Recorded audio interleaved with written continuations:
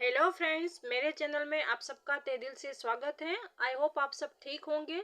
मैं भी बिल्कुल ठीक हूँ। तो चलिए फ्रेंड्स, आज हम बहुत ही यूनिक सी रेसिपी बनाते हैं। सबसे पहले हम इस रेसिपी को बनाने के लिए डो लगा लेते हैं। तो यहाँ पर मैंने एक बड़ी कटोरी जितना मैदा लिया है, स्वाद अनुसार इसमें नमक ले लिया है और 1 चम्मच जितना हमने इसमें कुकिंग ऑयल, जो रिफाइंड ऑयल आता है, वो हमने इसके अंदर डाल लिया है। और इसे बहुत ही प्यारा सा कलर देने के लिए मैंने चुटकी भर फूड कलर डाल लिया है। ऑरेंज फूड कलर हमने डाला है। और इसे हम थोड़ा सा मोइन चेक कर लेते हैं। तो पहले हम इसे इस तरीके से इस आटे और तेल को मिक्स कर लेते हैं। बहुत ही अच्छी तरीके से हमें आटे और तेल को मिक्स कर लेना है। फ्रेंड्स, ये रेसिपी काफ़ी यूनिक और बहुत ही टेस्टी है। देखिए, इस तरीके से हमें आटे में मुट्ठी बना लेनी। अगर आपकी मुट्ठी सही से बनती है, इसका मतलब है कि आपका मोइन बिल्कुल ठीक है। अगर आपकी मुट्ठी टूट जा रही है तो आपको थोड़ा सा और तेल डालना है और उसके बाद हम इसमें से थोड़ा थोड़ा पानी डालते जाएंगे। और इसका ना तो सख्त और ना ही बहुत सॉफ्ट, मीडियम साइज का हम इसके अंदर, जैसे हम परोठा का आटा गूंथते हैं उस तरीके से हमें इसका आटा गूंथ लेना है। देखिए, इस तरीके से हमें इसका आटा गूंथ लेना है। तो हमारा जो आटा है हमने अच्छी तरीके से गूंथ लिया है। तो इस आटे को हम ढककर करीब 10 से 15 मिनट के लिए रख देते हैं। तो चलिए, अब हम तब तक दूसरी तैयारी कर लेते हैं। तो चलते हैं गैस की तरफ। यहाँ पर हमने एक कढ़ाई में 1 चम्मच जितना तेल गरम कर लिया है। जैसे ही हमारा तेल गरम होता है तो हम आधी चम्मच जितना इसमें राई डाल लेते हैं। राई हमारी चटकने के बाद हम इसके अंदर आधी चम्मच जितना साबुत जीरा डाल लेते हैं। जीरे को हल्का सा सुनहरा हम पका लेते हैं। उसके बाद हम 1 चम्मच जितने इसमें सफेद तिल डाल लेते हैं। 3 से 4 कड़ी पत्ते डाल लेते हैं और चुटकी भर हींग की डाल लेते हैं। और यहाँ पर हम एक बड़ी साइज की हमने प्याज बारीक काट ली है। इस प्याज को हम इसके अंदर डाल लेते हैं। बाकी की सब्जियों को हम बाद में डाल लेंगे। तो प्याज को हमें बस हल्का सा सोते ही करना है, हमें इसे ज्यादा नहीं पकाना है। तो उसके बाद जो हमने पीली, हरी और लाल शिमला मिर्च ली है, उसे भी हमने बारीक बारीक काट लिया है। तो इससे हमारी रेसिपी काफ़ी कलरफुल लगेगी और खाने में बहुत ही अच्छा टेस्ट देगी। और इसे बच्चे भी बहुत ज़्यादा पसंद करेंगे। तो इस सब्जी को भी हम, जैसे शिमला मिर्च और हमारी प्याज है, इसे भी हमने ज़्यादा नहीं पकाना है, बस हल्का सा हमें सोते ही करना है। तो उसके बाद हम यहाँ पर हरी मिर्च और लहसुन की हमने पेस्ट ली है 1 चम्मच जितनी, वो भी हम इसके अंदर डाल लेते हैं और इसे भी करीब 30 सेकंड के लिए पका लेते हैं। इसका बस हल्का सा कच्चापन निकल जाए, बस वहां तक ही हमें इसे पकाना है। तो उसके बाद यहाँ पर मैंने 7 से 8 उबले हुए छोटे छोटे आलू ले लिए हैं। तो उस आलू को हम इसमें डाल लेते हैं और हम स्वाद अनुसार इसमें नमक डाल लेते हैं। आधी चम्मच जितना धनिया पाउडर ले लेते हैं। चुटकी भर इसमें हम हल्दी पाउडर ले लेते हैं।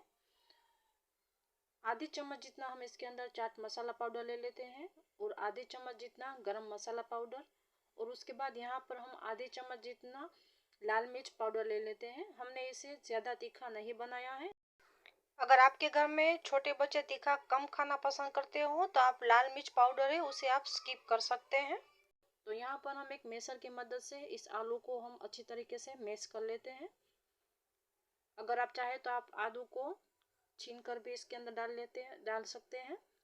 और यहाँ पर हम थोड़ा सा बारीक कटा हुआ हरा धनिया डाल लेते हैं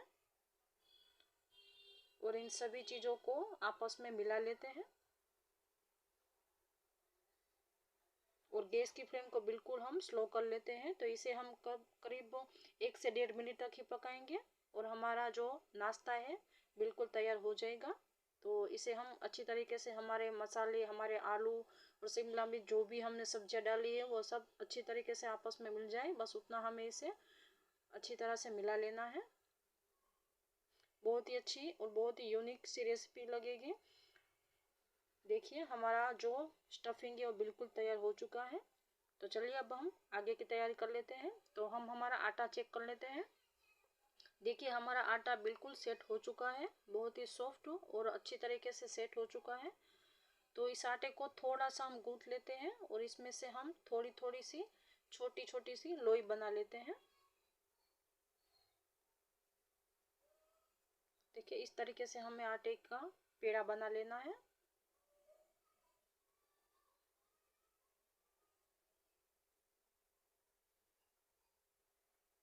देखिए इस तरीके से हम आटे के पेड़े बना लेते हैं। तो सारे हम आटे के पेड़े बना के हमने रख लिए हैं।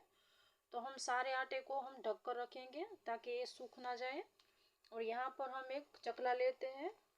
तो फ्रेंड्स यहाँ पर हमने एक जो हमारा इनविटेशन कार्ड हो, आपके पास जो भी इस तरह का पेज हो, जो कागज़ हो, आप ले सकते हैं। मैं आपको बताती हूँ कि हमें इसका क्या करना है। आप भी सोच रहे होंगे कि आखिर इसका हमें क्या करना है। तो फ्रेंड्स फिलहाल अगर आपके पास स्केल हो तो आप स्केल की मदद से या फिर आप मेजर टेप की मदद से हमें इसका एक बॉक्स कट करना है। तो आप कोई भी पेपर ले सकते हैं और इस तरीके से हमें एक बॉक्स ड्रॉ कर लेना है। देखिए इस तरीके से छोटा बड़ा किसी भी साइज का आप इसमें ड्रॉ कर सकते हैं। मैंने अंदाजन इसे इस तरीके से इसको ड्रॉ कर लिया है और इसे हम एक कैंची की मदद से इस बॉक्स को हम काट लेते हैं। आप आपके घर में पड़ा हुआ कोई भी पेपर यूज कर सकते हैं।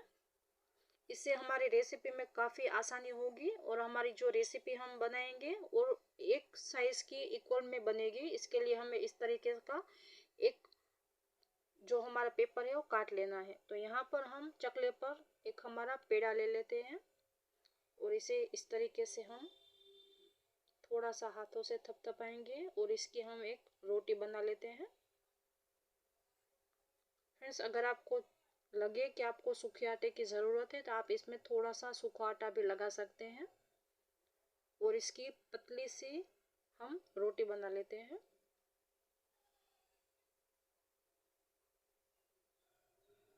थोड़ा सा सूखा आटा और लगा लेते हैं। तो देखिए हमारी रोटी हमने बिल्कुल पतली सी बेल ली है। मैं आपको दिखा देती हूँ। देखिए इस तरीके से हमने इतनी पतली सी रोटी बेल ली है। ज़्यादा मोटी रोटी हमें नहीं बेलनी है। और जो हमने हमारा पेपर कटिंग करके रखा था उस पेपर को हम इस रोटी के ऊपर रख लेते हैं और एक चाकू ले लेते हैं और इस चाकू की मदद से हम इस पेपर के साइड के जो भी किनारे हैं वो हम कट कर लेते हैं। फ्रेंड्स इस तरीके से कट करने से हमें एक फ़ायदा ये होगा कि हम जो हमारी रेसिपी में जो हम चॉकलेट बनाने वाले हैं वो हमारी जो सारी चॉकलेट है वो एक समान एक जैसे ही एक साइज में ही बनेगी। ज़्यादा मोटी या फिर ज़्यादा छोटी नहीं बनेगी। इसके लिए हमने इस तरीके से हमने पेपर कटिंग कर लिया है और इसकी मदद से ही हम सारे हमारी जो रोटी है इस तरीके से काट कर हम तैयार कर लेते हैं। तो है ना काफ़ी यूनिक सा आइडिया। तो देखिए हमने इस तरीके से स्क्वायर साइड्स की रोटी काट कर रख ली है।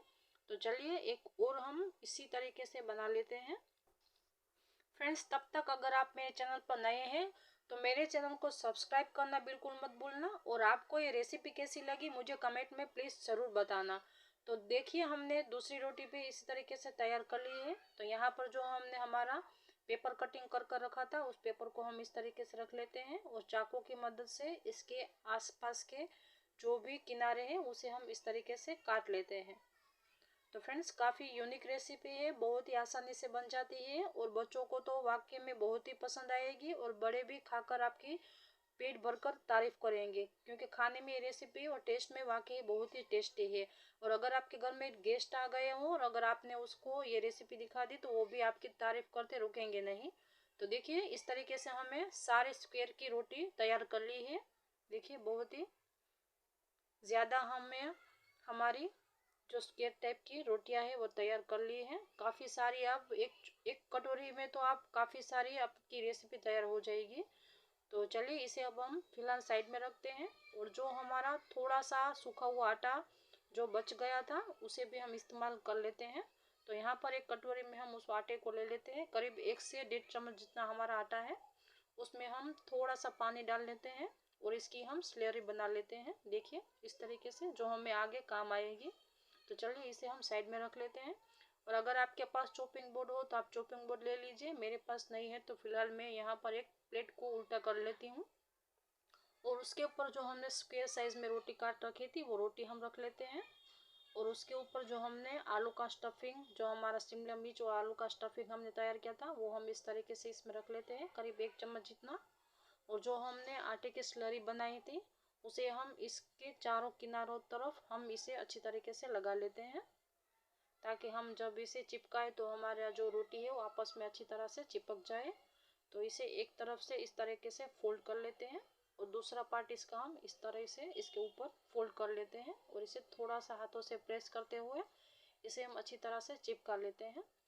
तो इसके साइड के जो किनारे हैं उसे भी हम हल्का सा इस तरीके से दबा लेते हैं, देखिए इस तरीके से।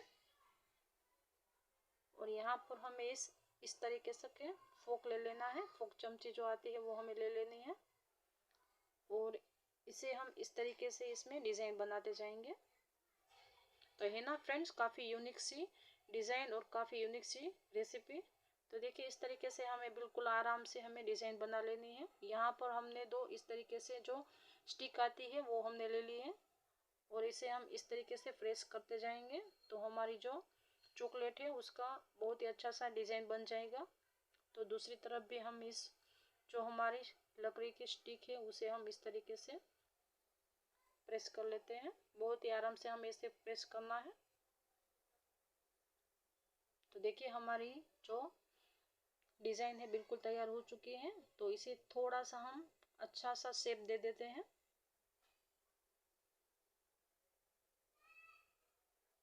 देखिए फ्रेंड्स, हमारी जो चॉकलेट है वो बिल्कुल बनकर तैयार हो चुकी है ना, बिल्कुल यूनिक और बहुत ही खाने में और देखने में बहुत ही टेस्टी लगेगी।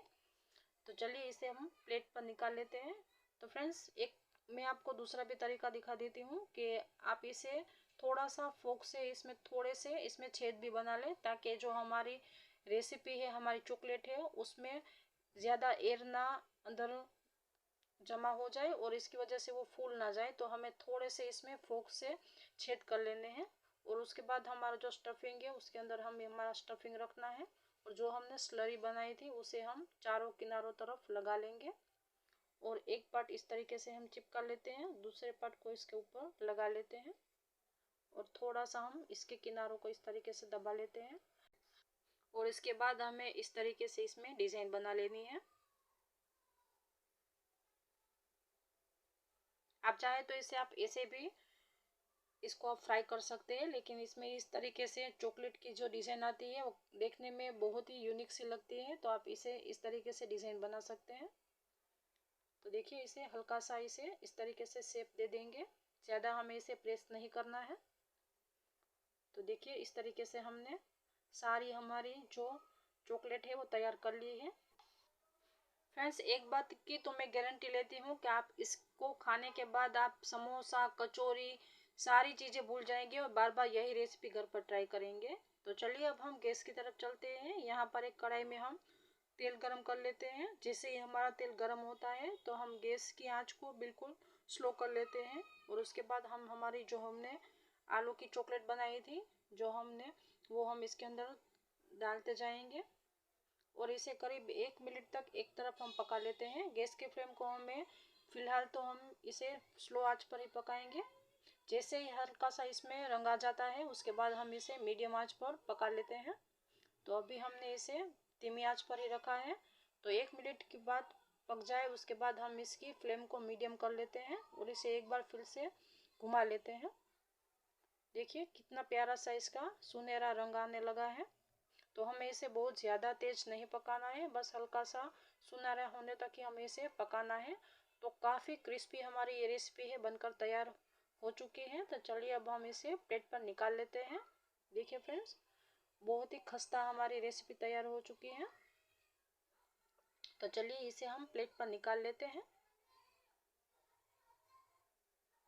देखिए फ्रेंड्स, देखने में भी कितनी प्यारी लग रही है। तो चलिए अब हमारा दूसरा बैच भी हम इसी तरीके से तैयार कर लेते हैं। इसे भी हम 2 से 3 मिनट तक पका लेते हैं और उसके बाद हम इसे भी प्लेट पर निकाल लेते हैं। सारी रेसिपी को हमें इसी तरीके से तैयार कर लेना है। तो चलिए अब हम इसे गार्निश कर लेते हैं।